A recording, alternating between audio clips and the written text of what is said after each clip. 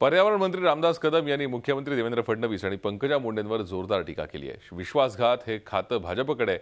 शिवसेना विश्वासघात करत नाही। फडणवीस बिहारचे मुख्यमंत्री नसून महाराष्ट्राचे मुख्यमंत्री आहेत। गुंडांची भाषा बोलू नका असा टोलाही त्यांनी यावेळी लगावला। बीडमधील गेवराईत प्रचार सभेत त्यांनी मुख्यमंत्र्यांना टीकेचं लक्ष्य केलं। त्याचप्रमाणे पंकजा मुंडेंवरही त्यांनी हल्ला चढवला। पंकजा मुंडे जमिनीवर कधीच नसतात। गोपीनाथ मुंडे लोकांमध्ये असायचे आणि पंकजा मुंडे मी जनतेच्या मनातली मुख्यमंत्री, ही मंत्र्यांचे फोन घेत नाही, जनतेचे कधी घेणार, म्हणून पंकजाताई मी पण आहे भाई असं म्हणत चांगलीच टीकेची झोड उठवली। असा गृहमंत्री असू शकतो का?